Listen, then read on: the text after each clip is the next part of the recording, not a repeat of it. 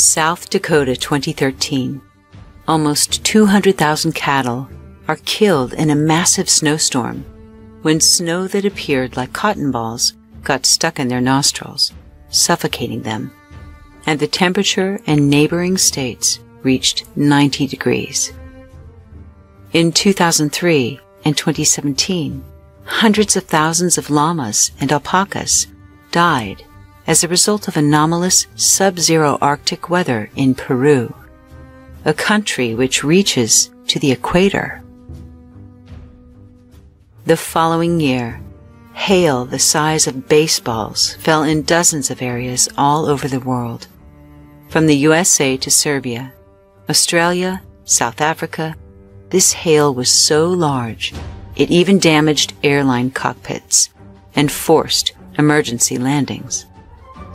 This bizarre, extreme weather is nature's way of giving an indication that something's very wrong. In addition to those things listed, every day there are severe thunderstorms and blizzards, tornadoes and hurricanes, ice storms, dust storms, heat domes and droughts, water spouts, and even fire tornadoes. For 150 years, scientists have warned that the increasing amount of carbon in the atmosphere is creating a greenhouse effect, increasing temperatures all around the Earth. Yet, what's happening is the opposite. These extreme cold events seem contradictory to the logic. It's no wonder there's so much confusion and distrust and anger about this topic. What exactly is going on? If you look beyond the accepted narrative about the randomness of weather, you'll find the reason why extreme cold weather is happening despite the warming planet, and what you discover may shock you, especially since the proof of what's causing it is right before your eyes. Weather technology that we're told is only being researched for the future is being implemented right now. We're told it's intended to protect us from scorching temperatures and disappearing coastlines. But methods being used are also harming our air, soil, oceans. They are harming all life and causing these freakish storms that are occurring at an ever-increasing rate. And unfortunately, as long as we remain oblivious to it, or deny it, or belittle those who are trying to alert us, the sustainability of life on this planet will remain at the mercy of a very powerful few who are going to dramatic ends to keep the status quo and to convince you that your perception is wrong. At the universe inside you, we're interested in raising consciousness, in waking and empowering humanity. We acknowledge that what you're about to hear is controversial, so we only ask you to take notice. Are you ever being forced to see or hear information that contradicts what you're otherwise seeking? Has it ever been necessary to force the truth about anything? Shouldn't truth need no defense? George Orwell said, "In the time of universal deceit, telling the truth is a revolutionary act." Join the universe inside you and create a new reality as we expose the covert geoengineering that is happening before your eyes, the reasons why it's kept secret, and the horrific impact it's having on us and on our environment. And discover the reasons you may want to join the growing number of people who are seeking to take our power back, to address climate warming with solutions that support life rather than harm it. In his book, The Demon-Haunted World, Science as a Candle in the Dark, Carl Sagan said this: "I have a foreboding of an America in my children's or grandchildren's time, when awesome technological powers are in the hands of a very few, and no one representing the public interest can even grasp the issues, when the people have lost the ability to set their own agendas or knowledgeably question those in authority." If you thought weather control was just science fiction, it's okay, you're not alone. there are reasons it's scarcely mentioned in the media. In case you missed it, here are some recent reports about it that came from China. The lack of discussion about weather modification in the West and Wikipedia's skimpy definition on climate engineering may lead you to think it's all very new technology. Actually, the first rain-making patent was filed over 100 years ago, in 1891. And artificial cloud cover patents were filed almost 100 years ago in 1927, along with cloud seeding in 1947, which is the process that climatologists use to create rain. By 1952, headlines like this exonerated our technological success with weather manipulation. Then, in 1962, after President Lyndon Johnson asserted, "He who controls the weather controls the world," the subject seemed to disappear. Naturally, many people were not aware of the use of weather as a weapon of war. So programs like Project Popeye in the 60s went unnoticed. Popeye viciously cloud-seeded Vietnam to worsen their monsoon storms. And Project Nile Blue attempted to affect the sugar industry in Cuba. One atmospheric scientist, Ken Caldera, shared that in a meeting discussing weather warfare, some of the ideas that were considered included creating tidal waves that would destroy a shoreline, or putting pathogens in a cloud. Though it's a little-known topic, the relevance of weather warfare is so important, it's been compared to the power achieved when scientists split the atom. Dane Wigington is a fierce fighter for weather modification transparency, and he says that weather modification is the crown jewel by which countries are destabilized or forced to allow occupation. He adds that a nation can be brought to its knees without even knowing they were at war. Unlike the atomic bomb, however, weather warfare can be deployed in secret, and it will always appear to be caused by Mother Nature. Weather warfare is deceptive and insidious. So it's no wonder the United Nations sought to ban weather warfare beginning in 1977. Consider, however, if you're a military leader, are you willingly going to lay down such a powerful weapon that not only ensures victory, but preserves your country's reputation because it all happens so secretively? In fact, it makes you wonder how many times someone was humiliated for saying something that sounded crazy when it's clear that we just don't have all the facts. Weather modification includes geoengineering, which is, by definition, the deliberate large-scale manipulation of environmental processes that affect the Earth's climate in an attempt to counteract the effects of global warming. It was decided by a few that the best way to prevent warming was not to change power sources, but to prevent solar radiation from hitting the Earth, a technique called solar radiation management, and a process which mimics the effect of a volcanic eruption. There are a variety of methods that can be used to prevent sun from reaching and heating the Earth, but we just want to focus on one, something called stratospheric aerosol injection by jets. SAI is the supposed potential solution to climate warming, according to its proponents. In its simplest explanation, this U.S. newscast, which aired in 1980, about 40 years ago, discusses how cloud cover by jet trails was helping prevent the heat of solar radiation.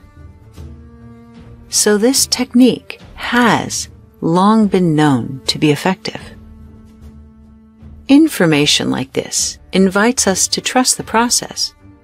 After all, we know that climate change will displace millions of people and has been identified as the single greatest national security threat that we face. But let's look at the SAI strategy from another point of view. What exactly is being used to create this cloud cover? In 2013, we got our answer.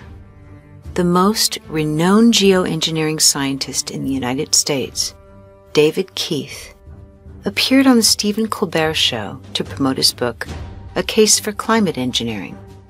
What was revealed may be the most critical information about covert geoengineering practices than ever admitted to the public. You could actually spray sulfuric acid in the stratosphere 20 kilometers over our head and use that to stop the planet warming up in a ugly tech fix. You can spray something into the atmosphere to change. Spray pollution into the atmosphere to stop it warming. How do you do this? You'd start with a fleet of modified business jets and say 20,000 tons of sulfuric acid into the stratosphere every year. And each year you have to put a little more. And this doesn't, in the long run, mean that you can forget about cutting emissions. We will need to rein in emissions. No, we'll get to it eventually. But in the meantime, we're shrouding the Earth in sulfuric acid. So people are terrified about talking about this because they're scared that it will prevent us cutting emissions. Right, and also that it's sulfuric acid. We put 50 million tons of sulfuric acid in the air now as pollution, and it kills 1 million people a year worldwide. Okay, but it'll be better if we put more in. We're talking about 1% of that. 1% more, we're just killing 10,000 more people. You can do math. What happens to the sulfuric acid after it's sprayed? Does it just stay up there? No, it rains down, but it's a tiny addition to what we're already doing. Is there any possible way this could come back to bite us in the end? It actually turns out to be an old idea. This was known since President Johnson. You ever look at those planes up there? They have contrails behind them. Maybe all those planes are the contrails. Maybe they're actually spraying chemicals into the atmosphere right now and Uncle Sam isn't telling us. Seems extremely unlikely. That the United States is not telling something to its citizens? That seems extremely likely to me. Read the newspaper. I think they might have your idea already.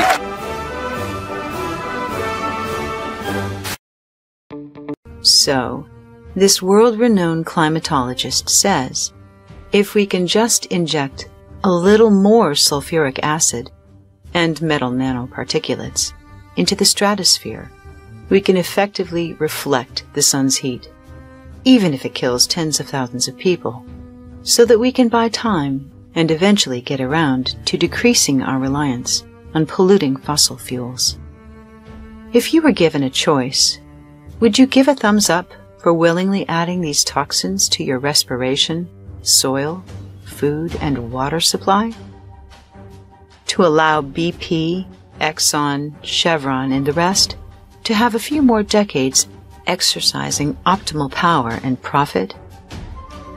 We'll tell you more about the effects of those metal nanoparticulates on humans and on the planet. But first, you may have noticed how the geoengineering proponents emphasize that SAI is being considered for use in the future. We just heard a 40-year-old news clip saying it was working. So why are we continually told it's being researched as a potential solution, when the evidence shows it's happening right now? Propaganda mastermind Joseph Goebbels of the Nazi Party said, "If you tell a lie big enough and keep repeating it, people will eventually come to believe it. It thus becomes vitally important for the state to use all its powers to repress dissent. For the truth is the mortal enemy of the lie, and thus by extension, the truth is the greatest enemy of the state." Research on weather modification goes back well before its public mention in 1980. This document, presented to the U.S. Senate in 1978, reveals that cloud seeding research began in 1947, and with devastating consequences to the environment. But would you believe that the research goes back even further? Medal of Honor recipient Admiral Richard E. Byrd wrote a book called Alone about his experience in the Arctic. No one at the time would have noticed that the book cover shows sky aerosol patterns. This book was published back in 1938, after the First World War, when these technologies were being studied at the poles. It's also worth noting that Byrd had a way of sharing important information with the public through cryptic messages. The publisher later changed the image on this cover when it was re-released. That was 80 years ago. So if we believe the common narrative about this technology only being researched for potential use in the future, this means that since the first studies in it began, we've sent spacecraft beyond Pluto, we've cloned life forms, developed artificial intelligence, created supersonic jets, the internet, cell phones, and more, but apparently have had no advancement in our understanding of the effects of cloud seeding and SAI. Is that possible? Kevin Shipp was formerly a decorated CIA officer. In his book, From the Company of Shadows, he reveals the shocking facts about covert climate engineering, including massive aerosol dumps over populations and the electromagnetic energy networks that are designed to manipulate air masses. These weather technologies have been researched and implemented for decades.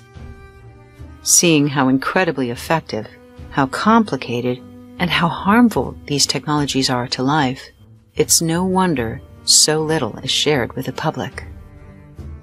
Also in his book, The Demon-Haunted World, Science as a Candle in the Dark, Carl Sagan said, "One of the saddest lessons of history is this.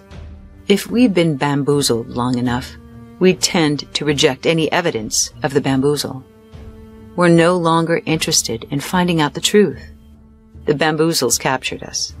It's simply too painful to acknowledge, even to ourselves, that we've been taken. Once you give a charlatan power over you, you almost never get it back." So let's look at the bamboozle, the so-called contrails. Fog lifts, clouds move and change, but at present, jet trails last for hours and hours in the hot air above you, eventually spreading out to create a thin cirrus cloud haze. Considering the stratospheric conditions of humidity and temperature, this just doesn't add up. One day they cover the sky, and the next day they disappear, even without any change in weather conditions. In the documentary, What in the World Are They Spraying?, Edward Griffin explains the difference between contrails and SAI, what some people call chemtrails. A word that'll give you a powerful sting if you use it, due to the way it's been labeled a conspiracy. If nothing else, know this. A jet contrail that was pure condensation would not start and stop like this. Also, because they have metal nanoparticulates in them, as Keith and Shipp revealed, jet trails are electromagnetically conductive. On the ground, networks of powerful microwave radio frequency from NEXRAD, which is Next Generation Radar networks, can be transmitted to manipulate air mass. When this happens, it will make unnaturally precise geometric patterns of the clouds, directing the metallic nanoparticles sprayed from SAI, the way a magnet directs iron shavings. Up until the 1940s, airplanes didn't leave lingering jet contrails behind them. But today, military jets used for SAI appear nearly invisible from below, though their jet trails are very visible. SAI technology was added, however, to commercial aircraft in recent years, and is now more prevalent than ever in the sky. The disbursement patents can be found here. The nozzles themselves look like this. Here are images of SAI ballast barrels, which are notably different from the water barrels used for passenger simulation on test flights. Note the difference in the SAI tanks versus the water tanks, which look like unnamed beer kegs. If the trails were just condensation, it should also be known that 90% of the air that passes through an airplane turbine engine is not even combusted, which is what creates the heat that results in condensation. So, with regular jet fuel, condensation happens only in rare circumstances. Can you imagine if automobiles left this thick, contrail haze? There would be no visibility on the road. Over the years, evidence of disbursement has become more and more discreet, as airline companies now have strict non-disclosure agreements.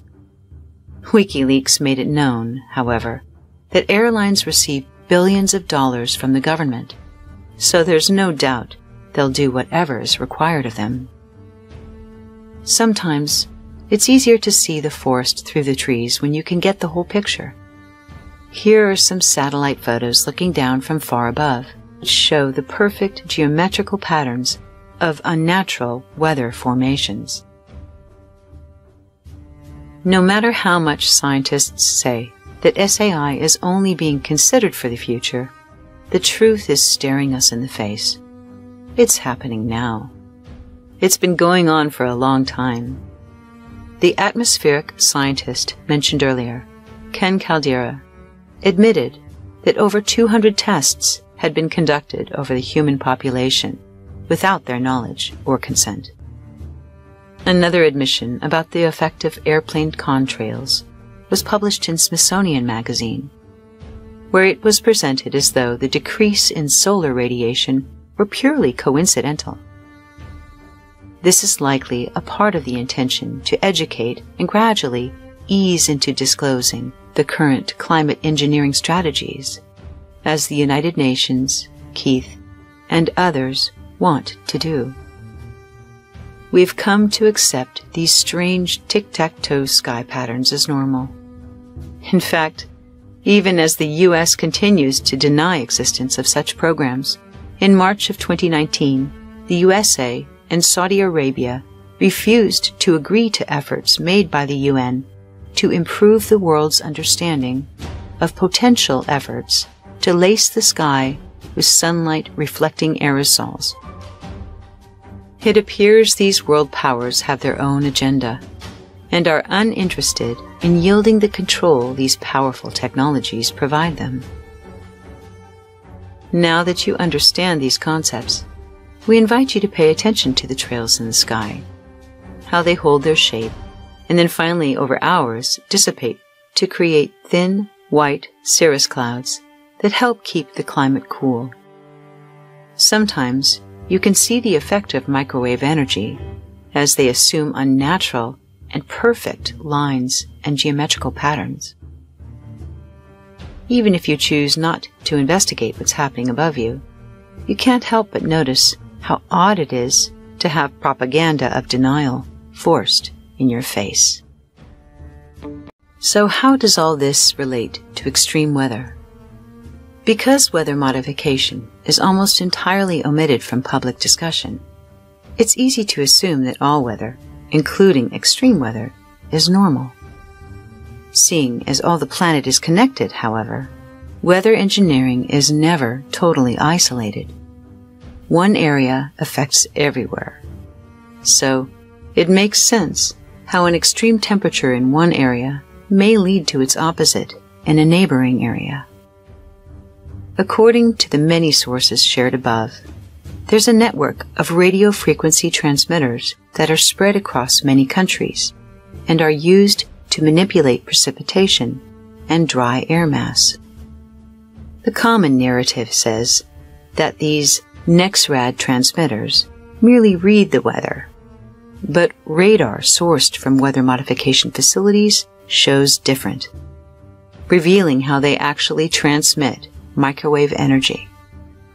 When these methods are employed, you can see proof of the technology in the perfect circular radius on these unmodified radar screens.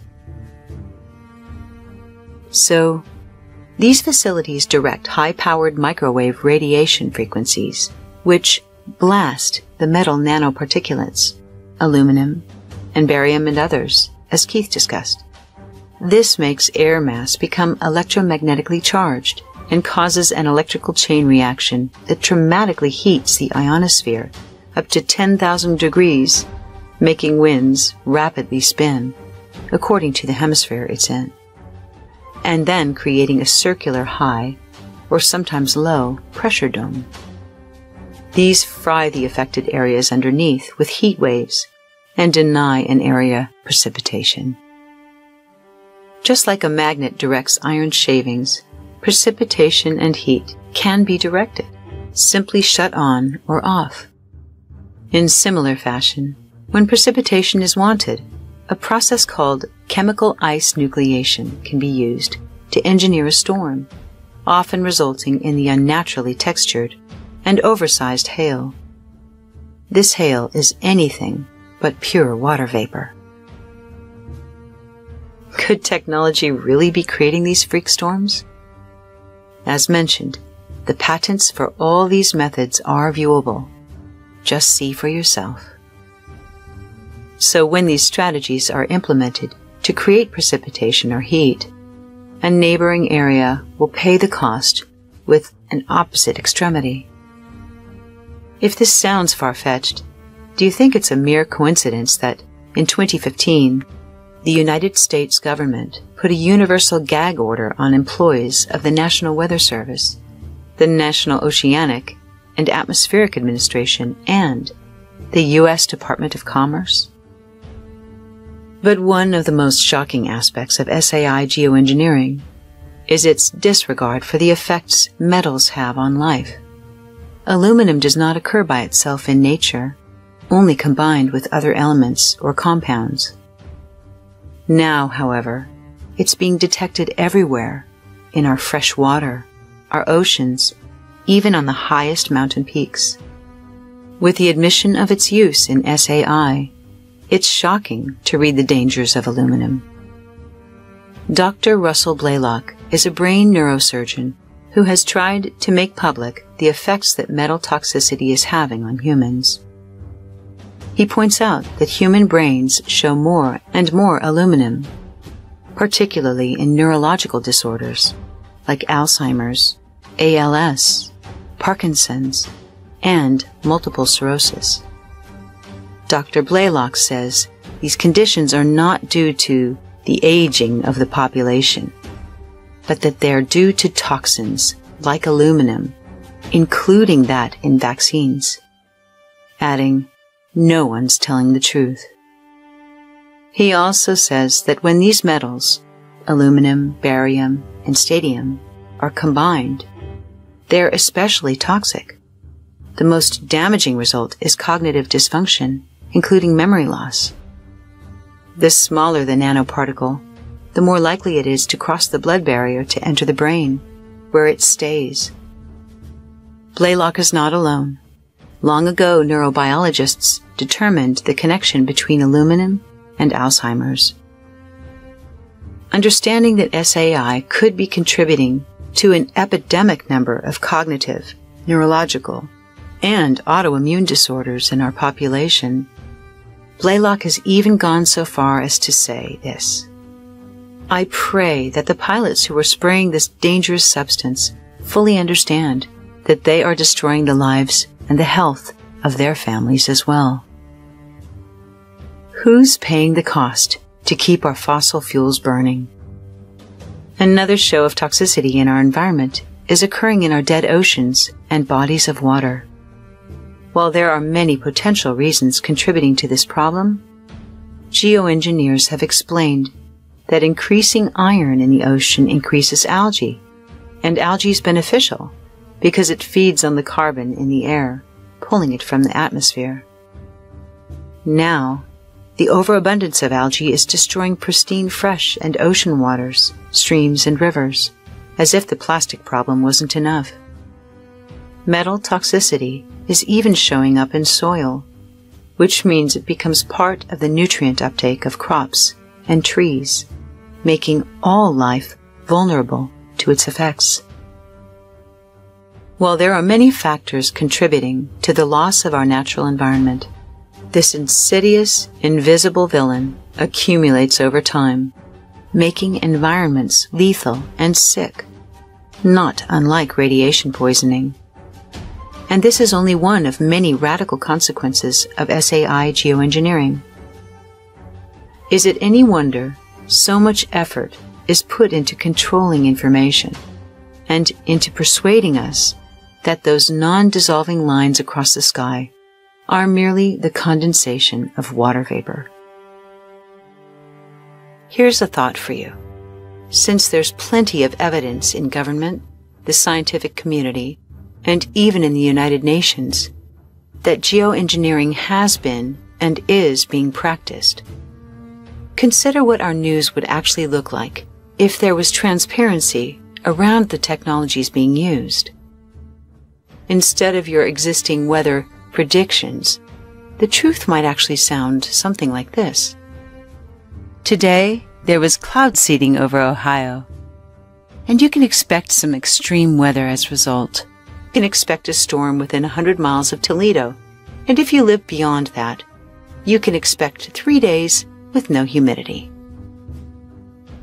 Since it's unlikely you can expect that kind of transparency, it's safe to assume there are unsavory reasons why all the weather modification that's being done is not being shared with you. Like much information today, the topic of weather modification is carefully censored. If you're not seeing this, just search for this Discover magazine from December 13th, 2017. Or try to search geoengineering dangers on YouTube. And as of today, you'll discover only its proponents appear. There are whistleblowers who share the truth at great risk to themselves and to their family. Among them, this young military pilot who was horrified when she discovered the harm her covert missions were causing the public. She now feels it's her civic duty to reveal what is actually happening above us in our skies. The change in public narrative has been so subtle, it's easily missed. A few years ago, the definition of the greenhouse effect included how humans contribute to increased carbon in our atmosphere. Now, this definition has changed. According to Google, polluting our planet isn't the source of the greenhouse effect. The problem is created by too much sunshine. The trapping of the sun's warmth in a planet's lower atmosphere, due to the greater transparency of the atmosphere to visible radiation from the sun, than to infrared radiation emitted from the planet's surface. The bottom line is that the choice to geoengineer and manipulate our perception was chosen over doing the right thing, which is evolving to clean energy systems. Politicians wave off concerns, so we keep buying those fossil fuels from their corporate donors. And of course, scientists keep saying that cloud cover solutions are being researched. Just don't look up. Like David Icke says, the most insidious lie is the one that exists in plain sight. Dane Wigington says, how big does the climate engineering elephant in the room need to be before it can no longer be hidden in plain sight? We used to hear that it was time to stop building things with tailpipes and smokestacks. Time to stop using the sky as a waste dump for our carbon dioxide pollution. We knew it for decades, but have been too distracted in our struggles for security and our longing for escape to actually turn it around. Apparently, that intention was thwarted to preserve the status quo and keep the powers that be. Unbeknownst to all of us, hundreds of people working in the shadows have decided independently of public knowledge or consent, to use powerful technologies to reduce the heating of our planet and assert power over other nations. While the UN does want to create more transparency with this, powerful nations resist. No powerful few are going to bend unless we are united, informed, and unstoppable. We are not powerless to this deception. When something is untrue, we can simply turn the other cheek. But attacking and labeling something as a conspiracy can be a powerful form of propaganda that creates confusion and distrust of the truth. It's an abuse of power and an assault on human dignity. Do we want a healthy planet for our children? If so, we must practice listening and understanding, not just attacking. To really put this matter in perspective, think about when you first learned that burning fossil fuels, coal and oil, emits in excess of carbon, which builds up over time in the Earth's atmosphere like a greenhouse. No matter what age you are, you were likely taught how critical it is for humanity to change our power source to something clean and renewable before the escalating heat endangered our Earth's ecosystems.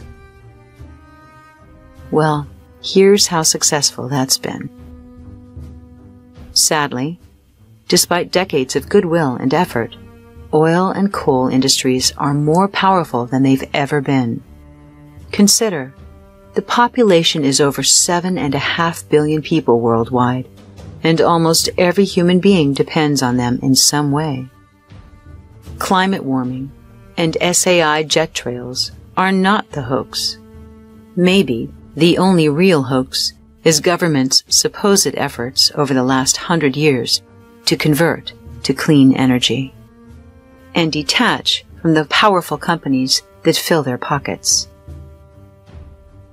SAI happening above us is being labeled a conspiracy to cast doubt over what your senses are showing you. All the while, world powers dominate other countries, made vulnerable by extreme weather, and the polluting energy and military industries remain in solid control.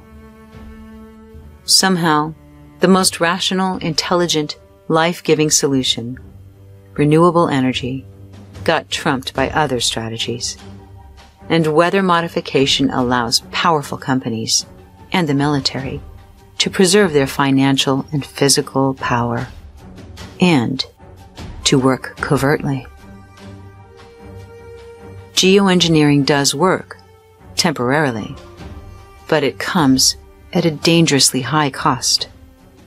Ironically, it was established to combat the warming climate, but is now massively contributing to the long-term problem by escalating pollution on all levels in the air, water, soil, and all of life.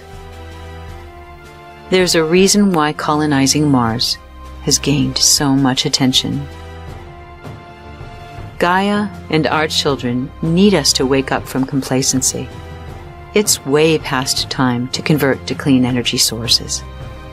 If in this moment we were capable of continuing on our path without contributing carbon to the atmosphere, our planet might have a chance. Remember, never does nature say one thing and wisdom another.